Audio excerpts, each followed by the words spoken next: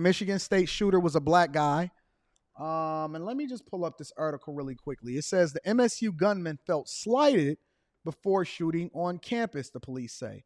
Gunman is accused of fatally shooting 3 students at Michigan State University on Monday night and wounding 5 others, felt slighted based on a note police found in his pocket after he took his own life.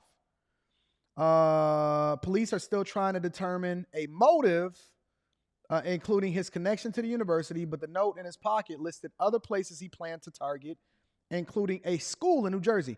Before we get started into this, what is wrong with people? And is there like a demonic spirit in a lot of these people that then say, you know what? The best place to go and take out my anger on people is not at target practice, not going to the gym, not doing some push-ups, not going to eat out my sorrows away so I can go and get me some churros. Shout out to all of my people in San Antonio. I can't wait to come and visit y'all. Why is it that people feel compelled and the first thing that they want to go to is a college or a elementary school? I honestly think that that's a real demon. I think that that is a real demon that people then start to target the most vulnerable among us because they felt slighted. Let me read a little bit more of this article really quickly, and then I'm going to go into the video because it's a Vice video that was recently released that basically highlighted or debated a gun debates and laws surrounding guns and ammunition.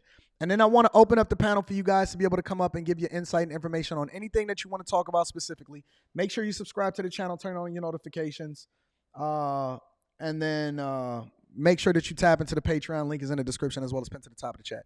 As a matter of fact, let's just go ahead and get into the whole Vice situation, right? Because as more information comes out about this individual, I thought it was going to be a white man. I was wrong. I was dead wrong, and that's why I didn't want to cover the story at first when it first came out.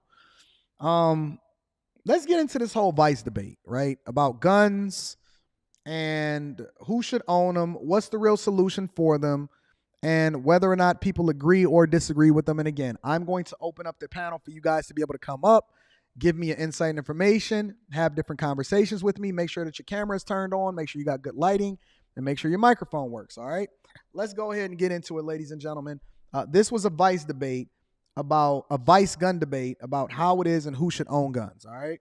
How do I defend myself and my children? I'm a fast forward. Instructor, I'm usually also teaching while I'm shooting firearms. If shooting a gun is exhausting, like teaching people to shoot guns is even more exhausting.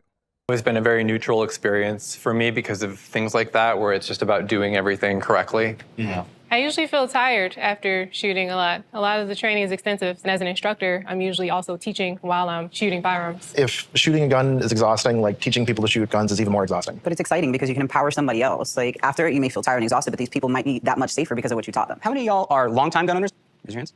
And how many are new gun owners who just got into gun ownership and shooting? Okay. I grew up around them, but I recently moved somewhere where I could personally own them. I started, closer to 2018, 2019, when I just turned 18 years old and was legally allowed to buy guns. I did not grow up around guns. I started owning them because of different political conditions that we were under. I think the reason why I don't own a gun, even though it always felt like a given, I grew up in San Antonio, and as a first-generation American growing up, I wanted to be a good American. I wanted to observe what everyone else was doing and be like, okay, that's how you be an American. That's how you do it. But then I went out to a really big defensive shooting training. It's like 1,000 rounds over a weekend, lots of pressure exercises. And I was like, this is a whole lifestyle that I'm not willing to take up. Can we talk about why you guys chose to own guns? Law enforcement. Yeah, similar, I'm military or former military and carried a handgun concealed while I was deployed at 19. I grew up in rural. Let me ask y'all a question. I sped it up just for the sake of conversation so that we can get through more of this. Are you guys, how many people in the chat are gun owners? How many people in the chat are gun owners? I'm not a fan of guns, not because I don't believe in gun ownership. I actually do believe in gun ownership, especially considering our Constitution and considering the environment and the state that we live in, right? I never liked it, though. I never liked having to own it because of the environment that I grew up in. There was always so many guns around, and I've seen so much violence and what it does to people. But I'm curious as to how many people in the chat. Throw a 1 in the chat if you're actually a gun owner. Throw a 2 in the chat if you are not a gun owner. Throw a 1 in the chat if you're a gun owner, and a 2 in the chat if you're not a gun owner. Let's continue. Virginia. And so for us, it was more of tradition. The first firearm I received or owned was the first firearm my father owned, which was a hunting rifle. And so for us, we were taught to take care of it, appreciate it, but know that it has a place. My dad grew up in rural Pennsylvania, so I mean, he was shooting his whole life. He hunted, and so he thought it was important for us to learn pretty young, kind of about guns and how they work. When I was growing up, it was always the bad guys that had guns, and I felt like I didn't have the emotional maturity at that time to own guns. But as I got older, I started seeing it more as recreation, and then as the climate in the world changed, and She got tattoos everywhere. Tattoos is like addictive for some of y'all. events happened in my life, I started see to y'all in really the be chat. empowered by the security that they offered I see y'all with all of the ones in the chat. I see y'all. for me. Well, I actually used to be a gun control activist, and there were certain events that were happening where violence against trans women was, increasing across the country. And there was this one video that went viral where a trans woman was violently mobbed in a gas station one night, and that was a clicking moment for me. At that moment, I was like, you know what? The only thing that would have stopped her from this violent mob was, in fact, a gun. How does the Second Amendment affect the way that you What do a trans woman getting mugged? Did I miss something? What does a trans woman getting mugged got to do with whether or not she actually? I don't know. Let's continue. view gun ownership as a right in this country? I think my right to defend myself how I see fit comes from my creator, not the Second Amendment. A lot of people hinge on the Second Amendment and the verbiage, and we dissect it and we try to interpret it. But ultimately, every person on this planet was born with the right to defend themselves. I don't have any skin in the game. Yo, shout out to the intelligent, cute, pretty, naturally put together black women that actually can substantiate their argument and communicate effectively, and it's not for the streets.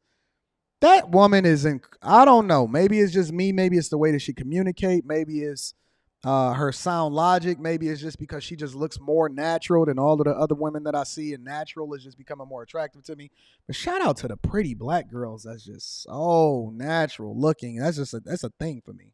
I don't own guns, so as far as 2A goes, I do not feel like that is a right that I personally want to protect or defend. I feel very conflicted about the Second Amendment. At the end of the day, when we talk about the Constitution as like this sacred document, I mean, it was written by a bunch of rich white guys who owned slaves, didn't let women vote, and thought the Electoral College was a good idea. So maybe it's not a perfect document, and we should kind of update it. It's always a super feminine. Bring the correlation to here for me, guys. Why is it always the incredibly super feminine guys that's the ones that's the most against it? The ones that if war broke out today, we wouldn't even have to worry about whether or not they would survive. They would just go ahead and just off themselves. As time progresses. It's my right to defend myself. There is an ample amount of time between the time you call the police and the time that they arrive. It's my right to be able to protect myself in any way possible. As a survivor of gun violence, I can't help but to think about how many people have been lost because of this perceived right or this outdated document. I feel like this debate around the Second Amendment is oversimplifying a really serious and complex issue. And unfortunately, there's too many privileged individuals having these debates, making these decisions who aren't feeling the pain of what gun violence in our country has done to us. In Connecticut, 2 officers were shot and killed. One guy is firing 80 rounds. One guy. I don't know if those 2 cops combined had 80 rounds. Now, I don't know how else they would have defended themselves other than a firearm, but it also comes out to who gets it out first. Personally, forget law enforcement, I have a 4.5-year-old son. I want to have a chance that, God forbid, I'm in a store and I see somebody down an aisle, or I hear a sound that sounds like a firearm, that there's a good chance that at least my son's going to survive. We're in a world where we are literally out-arming who's supposed to be protecting us. And it's all coming from a place of fear. If we're thinking about how to protect our homes or to protect our families, there are better, lower-risk ways to do that. And as someone who's been shot, having a gun on me would have not saved my life. If anything, it would have cost me my life because it gives you this false concept of confidence in a life or death situation when your first instinct should be to flee or evade. What are your ideas about other cost-effective ways to defend yourself? When we think about defending your home or your body or from harm or assault, the most impactful thing you can have is a known deterrent. A gun is not a known deterrent. And so when we think about keeping our homes. What is a known deterrent? I'm curious as to what he's going to say, what is a known deterrent, because, and I do hear this on a regular basis. This is one of the issues where I can understand it from a coherent person's side that may or may not see it both ways, right? And that's why I try to look at these conversations from an objective point of view, simply because most of the people that I know that own guns or people that are gun advocates, they never have nothing happen to them. Now, I don't know if that's just based off of statistics or everybody that own a gun is super duper lucky. Because you're not even supposed to be in a position to where you're pulling out a gun or threatening anybody until you actually ready to use it, right? I've taken the classes, everything like that, right? And you also have to be careful on when you're ready to use it because you can go to jail depending on the circumstances or the situations, right? And so when I'm hearing people speak about this, I'm trying to be objective enough to be able to hear enough of the conversation to where I can really, really parse through what it is that they're trying to communicate to us. So let me see what he's talking about as far as what a deterrent is. Say specifically simple things like having a dog, having the lights on, having a fence, having a security system, a security camera is more effective at protecting your homes. What do you guys think are actual? Not in the inner city of Detroit. We see ring cams all day long on the Crimes in the D Instagram account where they be capturing these people, and they be stealing the dogs. They be running up in your crib. All right, so good luck with that, homie. You protect yourself with the lights and the camera, and that's just to catch the criminal. That's not to prevent the violence. Now, I will say that. The lights and the camera is not going to protect you from the criminal. It's just to help them get caught afterwards, bro. Like good ideas in terms of gun regulation, if any? The question I have is, are we going after guns or are we going after the people that are using them illegally? The second something happens, they don't talk about the person that committed the crime, but if someone's not on the opposite side of the gun, it will never go off unless the trigger is pulled. And I think there needs to be more accountability. Whether legally or not legally used, there needs to be accountability for people to say, wait a minute, if I do something really dumb with this or hurt somebody, I might not see the light of day for a while. We've created this image in America, and I partially blame the media, that violence in black communities is a result of criminal activity, when in reality, most situations are interpersonal conflicts that are not connected to another felony. And that false sense. Cap. But just because you know the person that's breaking into your house, because that's little man, and little man been watching you for the last 2 weeks trying to map out your habits, don't mean that that's an interpersonal conflict. That's him coming up on you. All right? Just because most crimes are done to the people that they see every day in close proximity does not mean that that's an interpersonal conflict. And see, this is a false narrative. It's a false narrative. Because just because they know you don't mean, fam, he wrong. He wrong is all left shoes. And this is why you need the additional context and you need to be able to have these conversations in truth, because he's absolutely off. Aaron says, are there any stats that differentiate between violent crimes committed with a legal gun versus illegal gun? I'm not sure, Aaron. I'm not sure. I'm going to drop the link in the chat right now, so y'all get ready to come up. And then I'm going to continue to hear this argument. Of having a firearm will make me safer turns what would have been a fist fight, an argument, into something that causes someone their life. You move your finger and you end a human life. That's a responsibility that we should take a lot more seriously in this country. You get convicted of domestic violence. No guns for you.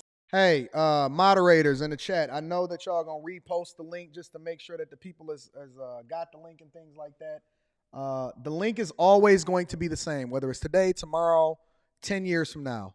The link to be able to join the panel is going to be the same today as it is tomorrow. It's the same as it was yesterday. So y'all can hold on to that. I appreciate all of my moderators. Thank y'all. Let's continue to rock out. I'm going to read super chats throughout the show.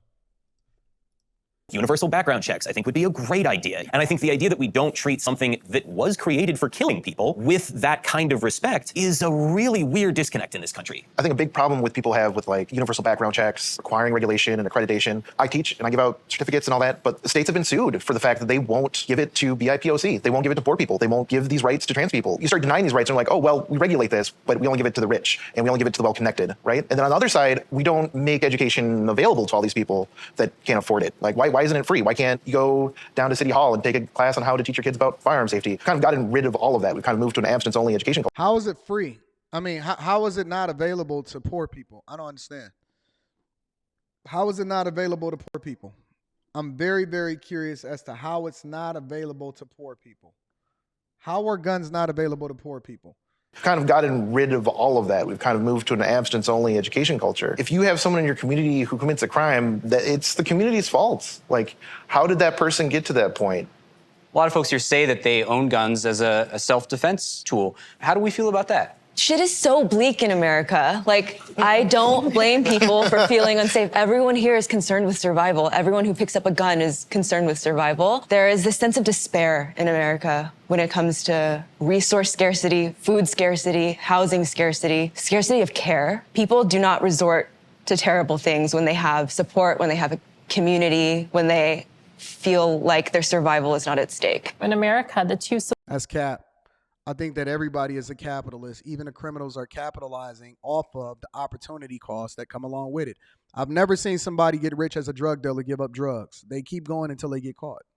Solutions that are introduced are too heavily focused on the individual and the gun. But a solution we never introduce is regulating the gun industry and the profiteers of massive amount of weapons being introduced. Fam, we literally just traded Brittany Griner for the biggest gun runner in the world, and the guy that they made a whole movie about, Nicolas Cage, played him. And y'all sitting here talking about the profiteers. Y'all, the very same people that voted for the people in office just advocated for the release of Brittany Griner. I had Lamar Odom sitting on the other side of this green screen over here. This one ain't a green screen. This is actually a real painting right here, all right? Sitting on the other side of this green screen where we do a lot of pre-production re-recording, talking about how we need to release Brittany Griner because she black. We traded her in for the Lord of War, and y'all sitting here talking about regulating. Don't talk to me about regulating nothing. That is not going to happen, man. Into America. And I think that's something that in America we're not talking about. We're not talking about how do we hold the profiteers, the gun capitalists accountable in this conversation. We forget to talk about white nationalism and the fact that this country was a settler colonial country based on taking land from indigenous people and suppressing. Victim Olympics.